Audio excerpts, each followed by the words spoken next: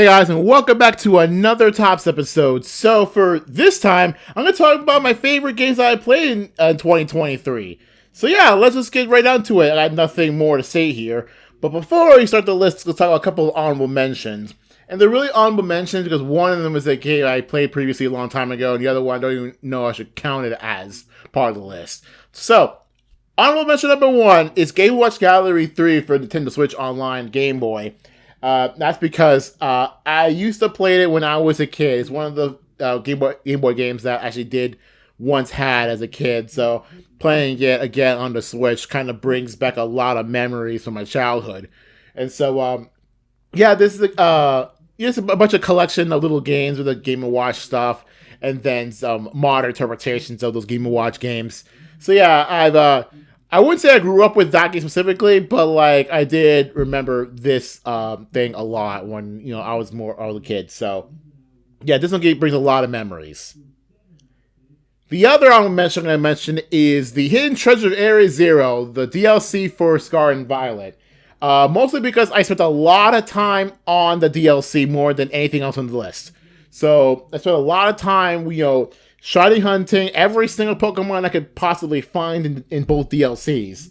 And also you're just playing through the story, let's playing it, and, all sorts of things, you complete Pokedex and stuff. So, yeah, I spent a lot of time on that, and I gotta say that I've shiny hunted just about everything on the both DLCs, except for Fion, which doesn't count for the Pokedex, but I don't have it shiny, and plus I'm gonna have to monster hunt it, and also some alts like the authentic forms for the Sinistra, Poltergeist, the male Indeedee, sort of thing. So other than that, I pretty much showed to everything. So now the Pokédex is fully complete for Scarlet and Violet. So that's pretty good. So now probably gonna focus on other games. We still have a lot of games I haven't played yet. So let's go down to the actual list. The first F-Zero game returns as a 99-player battle royale.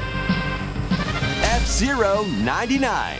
Number 5, F-Zero 99. Now, I would put it pretty high on the list, and this was a, lot more than 5 games list. It was probably still be 5, because, yeah, again, speaking of games that I played when I was a kid, F-Zero for SNES was one of the first games I ever played, period.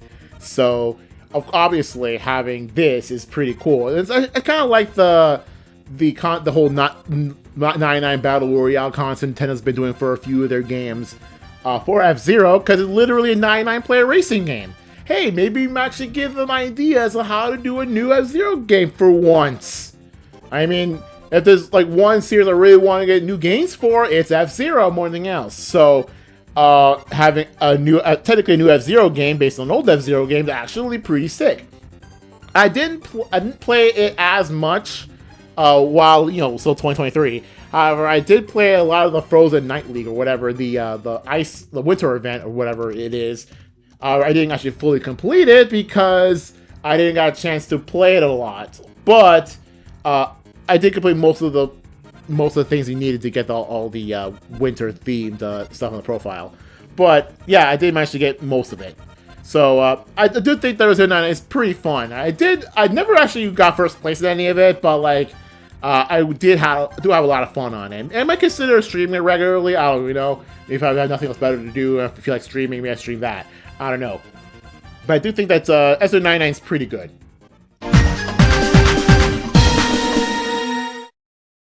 Number 4 and number 3 are from the same series, so I'm going to mention both of them kind of the same or similarly. But considering that number 4 is the sequel to the game, so might as well talk about some differences I have with the sequel to this than the actual base game. So let's just start with that.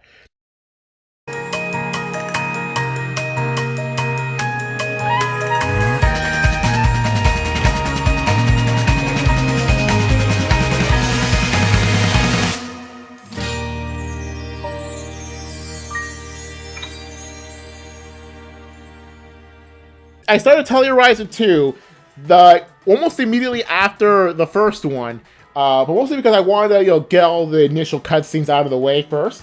However, what I noticed immediately is that the graphics jumped immediately, a lot. it's kind of like a whiplash for how crazy the graphics are, like different between Atelier Ryza 1 and 2 are. Like, I didn't believe they were the same game, to be honest. But like, yeah, when I first saw that game, I was like, oh man, the graphics are actually pretty dang good. Like, much more improvement. But yeah, once I got the graphics thing out of the way, I think it's like usually the battle system for Atelier Ryza 2 is a little bit more different. Like it feels the same, but it's actually quite different than the first one. It took me a while to get used to that one, but I do feel like Ryza 2 it actually kind of feel like it's a better game graphically, and maybe the battle might be better, especially if you want to do like really long combos with every character you have instead of just focus on one of them. But like what throws me off with the Ryza 2 instead of Ryza 1 is that there were many points in Ryza 2 where I got stuck and it took me a long time to understand what am I doing, because I didn't look up any guides or anything. So there's quite a lot of few points where I'm just confused of where to go, because the game is not exactly all that clear on where you need to go. Because sometimes, you think you have an idea where to go, but it turns out nothing's happening where you think you're going. But when you are going somewhere, things happen. You realize, oh wait, that's where I'm supposed to go. Huh? How come the game never told me how to do that? There's some points where the game thinks that you're fine, but you're really not fine, and a bit of a confusion going on there. But at least for Ryza 2, it's easier to get some really powerful, crazy equipment and still lose a lot. Because I'm gonna mention this for Ryza 1, I guess, that I do get game overs a lot in Ryza 2, even with really good equipment. Because the game's actually, for me, is a lot harder than the first one, which kind of contributes to why I like the first one more. It's like unnecessarily harder, especially some of the more late game bosses are like way too powerful for me to get, and I just luck out for whenever I did win. So yeah, that's what I consider with Ryza 2. Even though it's graphically way superior, it's just like mechanically as a game, it just feels like it's not as good, or just not to my liking as the first one.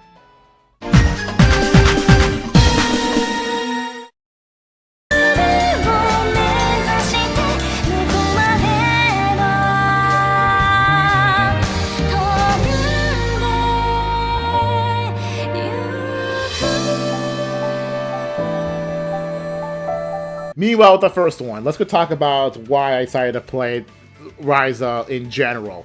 Well, let's just say that at the time I happened to have enough money to get a game, and I felt like I was looking at other RPGs, just put RPGs to find and play, and Atelier Ryza struck me as something I might be considering, because it has the whole crafting system and, RPG-like and stuff.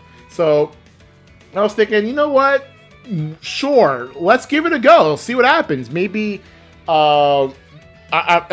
see what happens. And then I somehow think I actually bought it and the sequel together, because I think they were both discounted.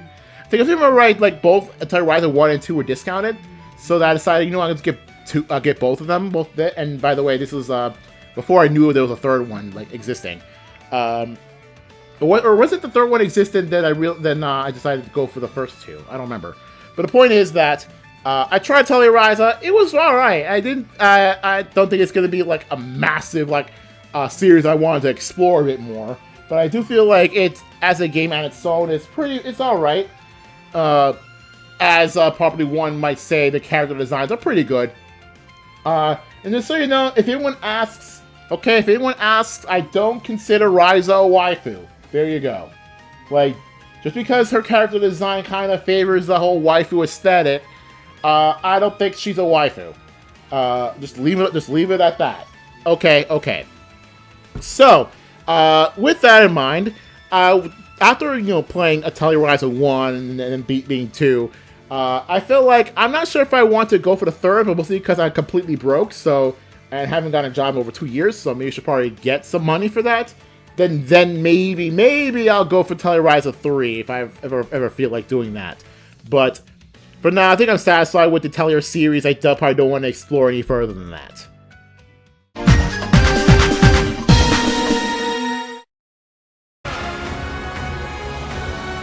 She asked me to gather all of the rings and bring peace back to Elios.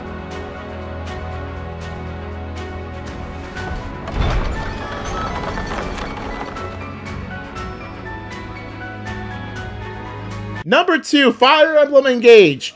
Okay, so I'm gonna say this right now. I like it a lot more than Fire Emblem Three Houses. Like I feel like there's some other things about Fire Emblem Three Houses I just end up not liking. The fact that like to really truly appreciate the game, you need to have like 4 separate playthroughs, and I'm like, I'm not gonna commit myself to this. I'm only gonna commit myself to 1 playthrough, and that's it. So be it as a be, like I'm not going to.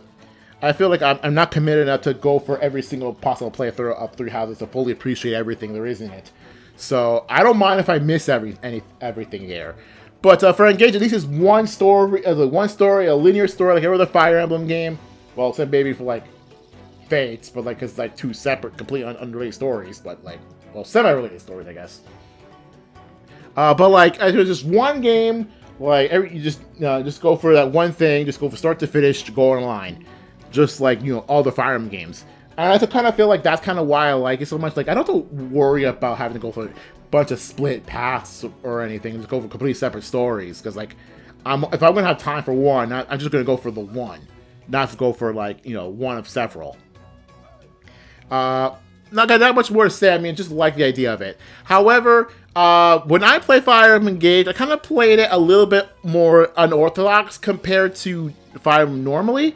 So when I played Fire Emblem Engage, I played it without any use of emblems. So in the first map of the game, like, the game will want you to use the engage mechanic. I'm like, okay, fine, I'll use the engage mechanic.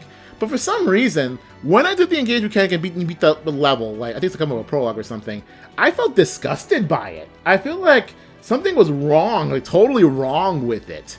And so since then, I decided to forego any use of emblem rings. I do would probably use it for building up building up stats with something with the emblems so I can learn stuff. I still do that, but I don't actually use the engage mechanic if I engage. I know, right? It kind of beats the purpose of the story, but it's would be kind of funny. Any time that the game mentions, oh, you can't engage anymore with your emblems, you don't have your emblem rings. I'm like, good, I didn't use them anyway. So, yeah, I just felt like a kind of funny, kind of weird story, gameplay separation of me and the game really expects you to use your emblems, and I'm like, no thanks. So it's kind of funny. Because the thing is, I feel like I can appreciate the characters as they are more if I don't rely on the nostalgia bait of other Fire Emblem games, especially with their main characters. So I feel like, if I, let's say Sigurd a lot, then would I have my favorite character was Sigurd a lot. But the thing is, yes, I do when I play, games like Fire Emblem, I take precedence over characters, over gameplay, over story. But if it's just main characters that I don't particularly care about, why should I care? For most Fire Emblem games, my favorite character isn't the main character. The main character is never usually in high positions of my favorite character lists. So again, why should I care about characters that I don't particularly care about? Especially for characters I don't care about, like Lyn. Why should I care about engaging with Lyn if I don't even like her? So, but I'm just saying that it does for me. It does appreciate more the characters that are in Engage rather than rely on nostalgia bait for Fire Emblem Engage. So that's why I don't use emblem rings. So I just feel like they're just kind of detriment to the game, if you ask me.